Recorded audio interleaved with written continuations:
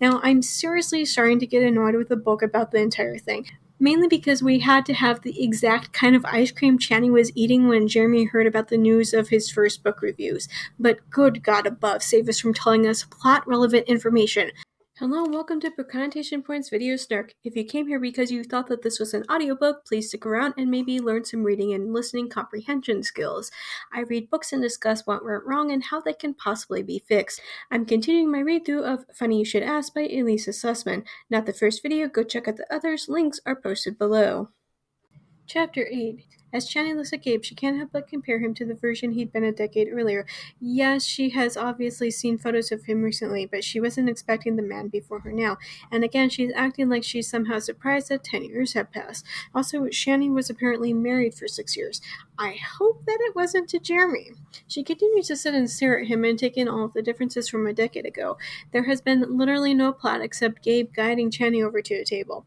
Except that now, the things she's telling the reader are more about the ravages of the dark side of Hollywood, how he looks as though he's aged more than a decade thanks to how horrible Hollywood treats some male celebrities, and obviously the drugs aren't helping. Again, I feel like this book halfway reached out to make a commentary about the dangers of body shaming and unhealthy body images in Hollywood, but it didn't quite make it there. And then because sitting and talking about Gabe's chest hair wasn't enough, we have to have Channing complaining about how she's not in love with him. Not really. She talks about how Gabe had followed her for her entire career for the past decade, which, wow, it's almost like that interview was the only reason why people paid attention to you or something. But the problem is that no matter how hard Channing tells herself that she can't possibly be in love with Gabe, her body is telling her something different. She's head over heels for him again. And then they continue to sit and stare at one another. Literally do anything at this point. Also, Channing was married to Jeremy. I cannot. Girl, have some freaking self-respect, please. Also, Gabe and Channing saw each other at least once after the interview, but before now.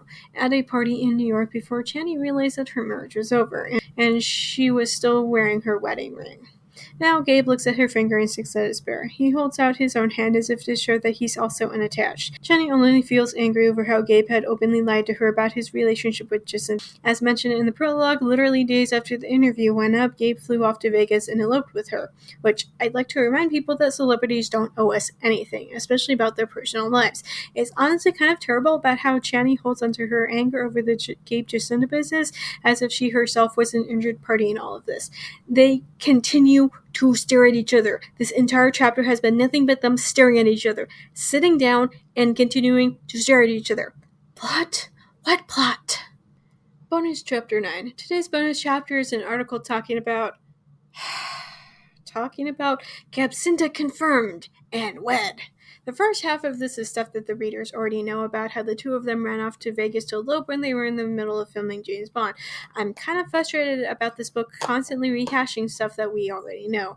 It also talks some about Channing's interview and says that she didn't get the full story, which, again, celebrities don't owe people anything. They are entitled to their private lives and personal time, which also includes relationships. In the second half of the article, we get a little bit more information about Jacinda herself. Some that we already knew, which was that she was in a relationship with Oliver before Gabe, but she was also reported to have been messing around with multiple married directors. Despite her saying that none of it was true, she was also dragged into a messy divorce settlement. Now, there's always two sides to every story, and I'm actually pretty curious if Jacinda is going to show up in the book or not, especially as Channing's and Gabe's relationship finally gets going. If she's going to be the vindictive, mean girl character who is set on breaking them up, or if that'll go to a completely unknown character.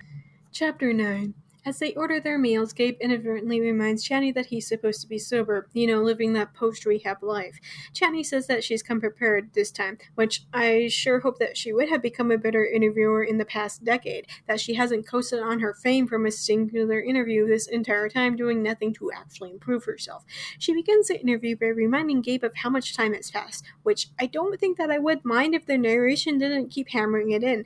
Gabe says that he knows he drunkenly embarrassed himself in front of the, quote, entire world and got fired from the Bond movie. Channing also implies that there was some behind-the-scenes drama going on about Gabe having been picked for the role in the first place.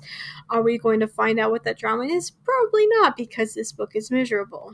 Gabe's unprompted comment about him losing the Bond role quickly turns even darker when he says that nobody deserves the good things that happen to them, which surprises Channy some. He'd been so guarded 10 years earlier. Channy quickly switches gears and asks him about his sobriety. He says that he's been clean for 2 years now, which is his longest stretch, that it was hard for him to switch to calling his sponsor instead of reaching for a bottle when things got a little bit difficult.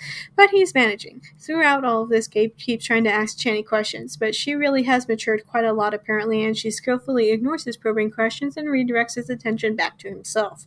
However, she does get paused and internally answers one of Gabe's questions. What was her biggest accomplishment? Obviously, the Gabe interview. Not only because it made her career, but because she felt like she'd done something magical with it, which, sure, yep, she sure made Gabe's non-answers into something great. Nothing since then has come close to feeling as satisfying or triumphant.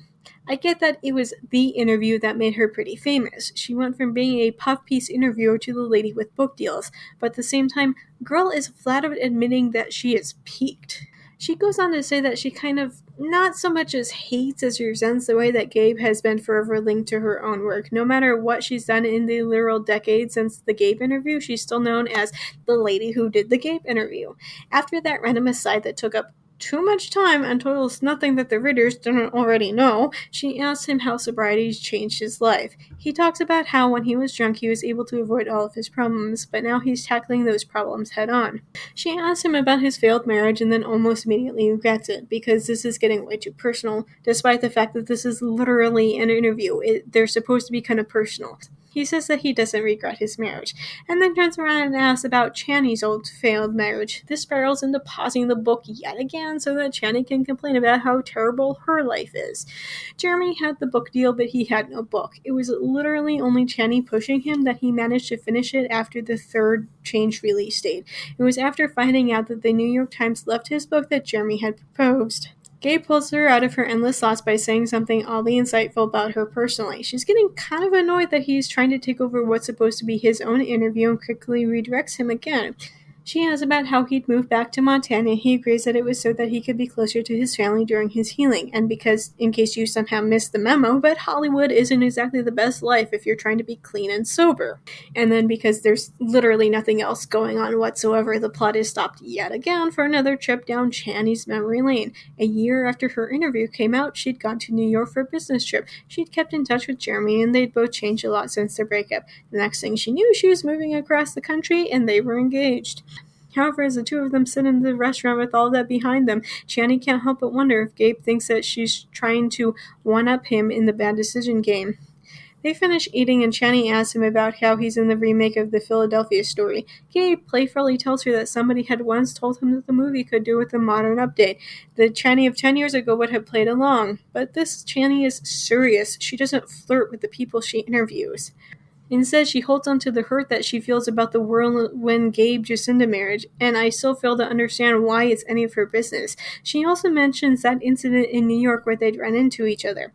Now, I'm seriously starting to get annoyed with the book about the entire thing, mainly because we had to have the exact kind of ice cream Channy was eating when Jeremy heard about the news of his first book reviews. But good God above, save us from telling us plot-relevant information. The pacing in this book is so bad. The present day is supposed to be where Channy and Gabe start their actual relationship, but yet it took 6 chapters to tell the basic setup, all of which was explained to the readers in the prologue. 6 chapters of information that the readers already knew. Then this book has the audacity to tell us about the flipping ice cream, yet can't be bothered to tell us about something like what happened between Channy and Gabe in New York. Something that made her so angry that now she can barely stand to be in the same room as him. As Channy pays for lunch and they start to leave, she herself knows that while this interview will be acceptable, it won't be anything remotely close to her original one. She knows that Broadsheets, the company that she works for, won't be happy, but it'll be good enough. As she's fantasizing about bolting out the door, finally Gabe asks her if she's got everything that she needs. He then says that there's something that he wants to show her. She expresses that it's probably not a great idea, but he insists. Bonus Chapter 10, The Rumor Mill, Packing on Those Post-Bond Pounds. To literally nobody's surprise, but this article regurgitates what we'd recently learned about Gabe, specifically about his problems with drinking and about the weight gain he'd had after he was removed from the role of James Bond. Simply because this fake article is putting a slightly different spin on things than Channy's narration doesn't somehow make it better. In fact, I would have rather had this novel without any of these tedious asides, especially since, as I keep saying, they're not exactly adding anything to the novel, and instead pause the flow to shove random Hollywood nonsense down our throats. Anyway, the rumor mill in Hollywood had been buzzing for a long time about Gabe's problem with drinking when he would not stop going to clubs and drinking every single night, and about how he and Jacinda were headed for divorce when the two of them hadn't been photographed together for over a year, and Jacinda hadn't even come back to support Gabe's role in his stage production of A Raisin in the Sun. Then it goes into better detail about the drama on set that got Gabe in trouble, that he'd gotten a younger actor on set fired for what that younger actor claimed was simply out of jealousy. But then Gabe decided to pick a fight with the director, which is usually not recommended under normal circumstances. But this fight was not only recorded and uploaded to the internet, but it went viral. The day after Gabe was fired, he went to rehab. Thanks for listening to my book Snark on YouTube. New videos are up every Monday, but stick around because I sometimes drop random videos on other days too.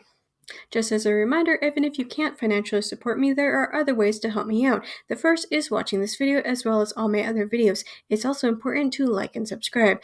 Finally, you can share this video with all of your friends so that they can help as well.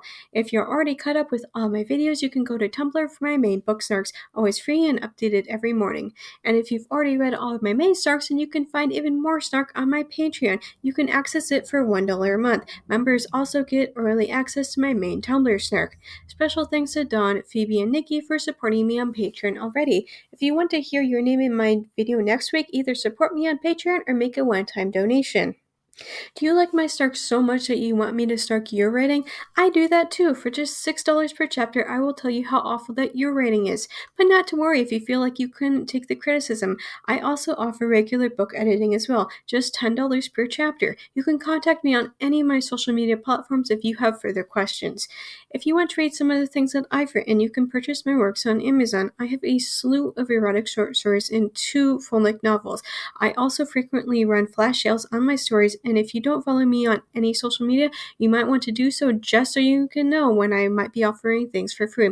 Links for everything will be posted below. See you next week, guys.